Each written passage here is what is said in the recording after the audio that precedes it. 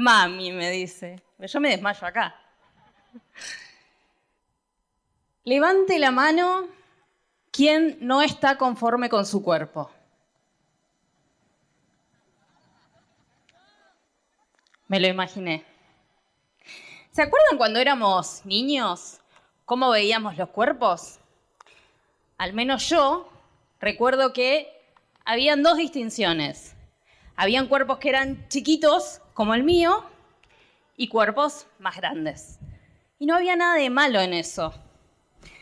Incluso recuerdo que me sentía bastante libre, porque los niños, cuando son chiquitos, se habrán dado cuenta, no tienen vergüenza de salir desnudos, de estar desnudos.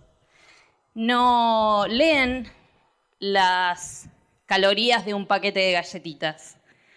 No tienen ningún remordimiento en comerse un helado todos los días. Ni tampoco miran el color de piel de los amiguitos en la plaza. De hecho, todos son amigos. Cuando van a la plaza, con el primer niño que hacen contacto visual, ya están felices. Pero ¿qué pasa? Eso con el tiempo comienza a cambiar. Y nosotros, los adultos, nos encargamos con muy buenas intenciones, pero a veces con muy malos resultados, de cagarles la vida. ¿Y lo hacemos de jodidos que somos? No, claro que no. Lo hacemos porque hemos aprendido modelos y hemos heredado patrones que crearon otros.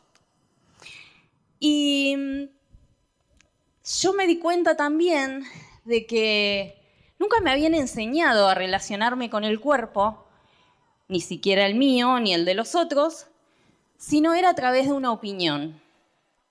¿Vieron que cuando nos olvidamos del nombre de alguien, empezamos a describirlo por sus características físicas? Y empezamos, ¿cómo se llama la chica esta, la gordita? O el peticito, o el pelado, ¿cómo se llama?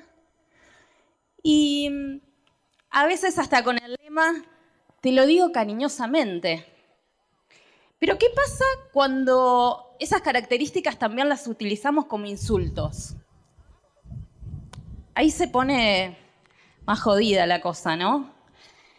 Y parece que nuestro cuerpo comienza a ser un lugar que no es seguro. Y si no estamos seguros en nuestro cuerpo, ¿dónde vamos a estar seguros? Porque seguramente, tanto ustedes como yo, crecieron con la idea de que hay un cuerpo ideal al que tenemos que llegar.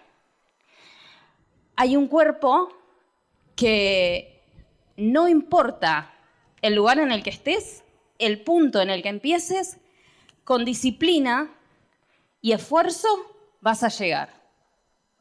Y que además, si sos una persona que se respeta, se valora y se quiere, tendrías que estar queriendo llegar a ese cuerpo.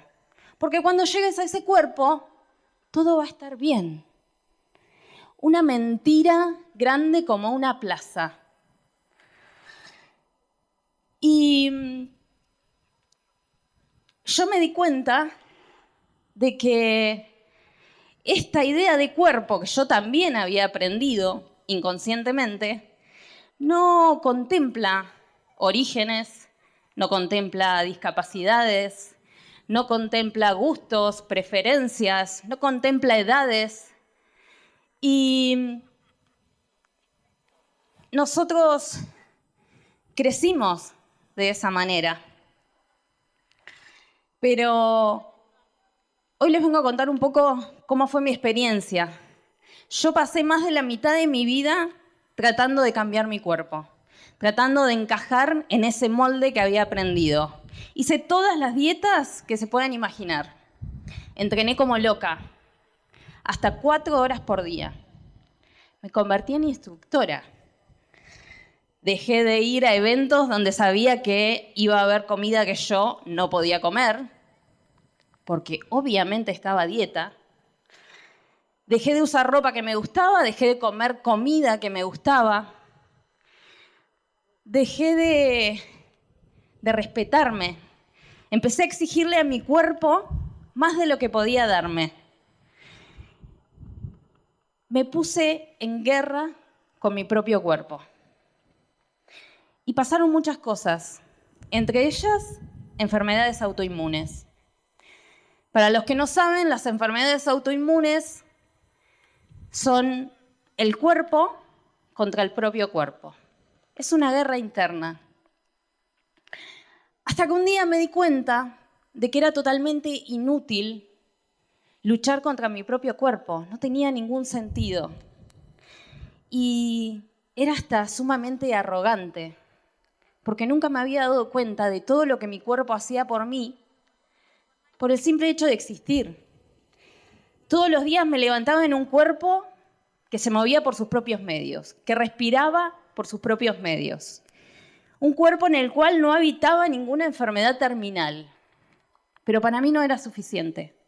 Quería cambiarlo. Y me di cuenta también de que habían otros cuerpos, esos que yo veía perfectos, que también sufrían, que también les pasaban cosas, que también tenían la misma ansiedad, el mismo estrés y el mismo miedo que tenía yo.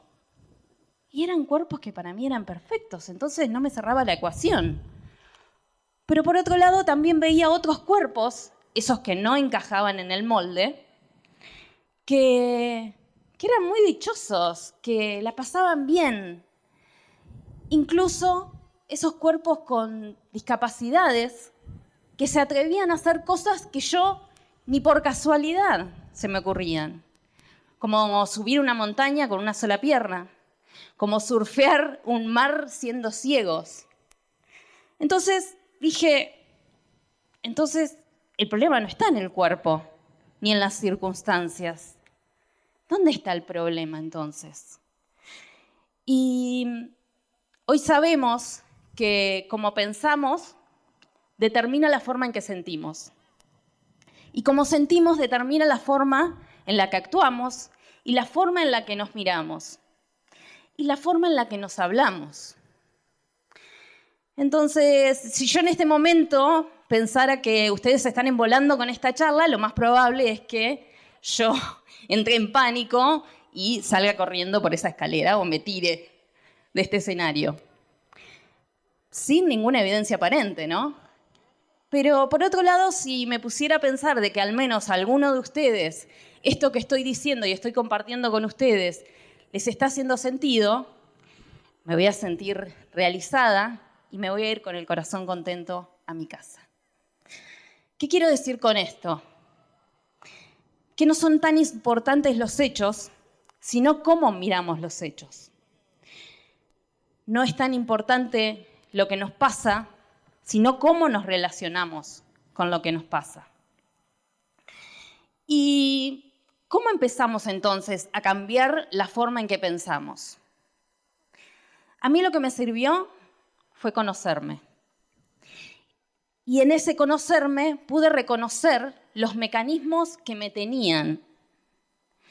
Y mi mecanismo, que seguramente es el de algunos otros, era el control.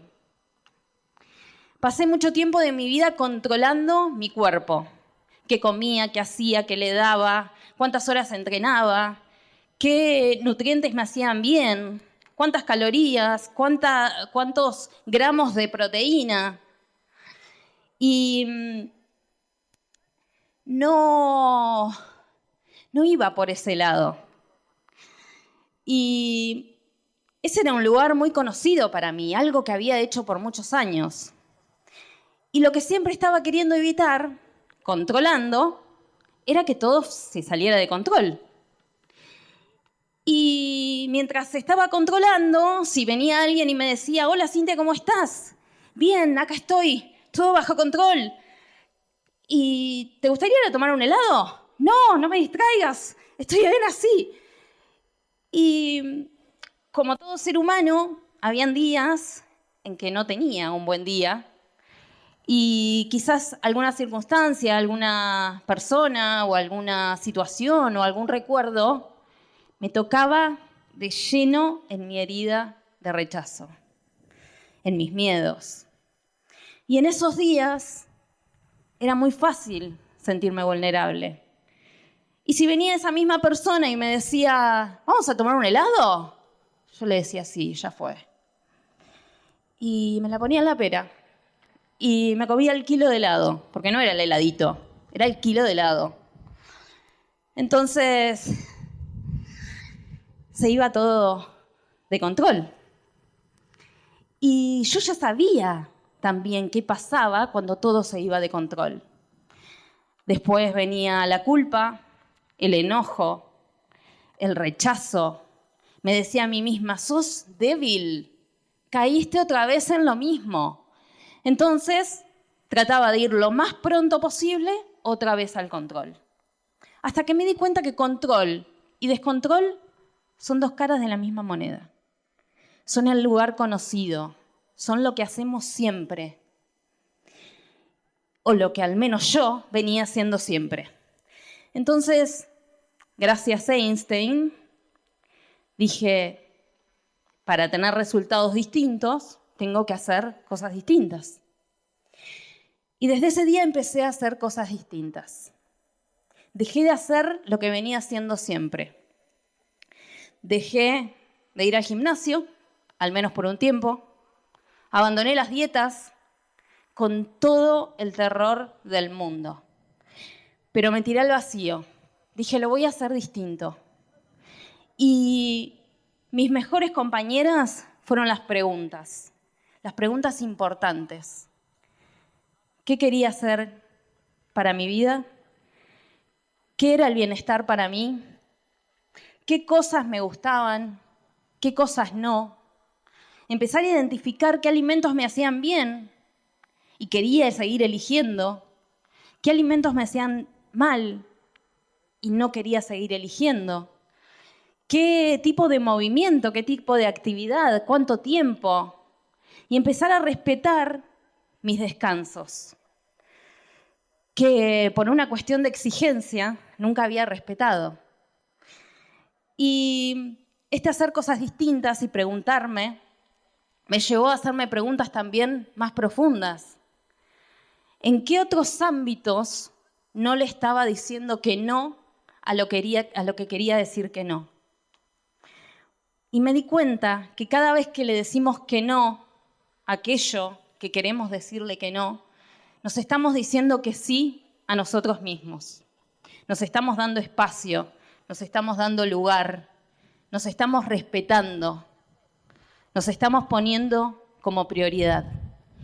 Y me di cuenta que de a poco esa ansiedad, ese estrés y ese miedo empezó a desvanecerse. Aún está. Y todos los días elijo enfrentar esa batalla como una posibilidad nueva.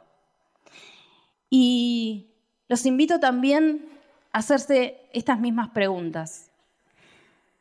Quizás no es la cuestión del cuerpo lo que hoy los tiene, quizás son otras cuestiones, pero lo importante es que puedan preguntarse qué quieren para sus vidas, qué les hace bien, qué no, a qué necesitan decirle que no y a qué necesitan decirle que sí.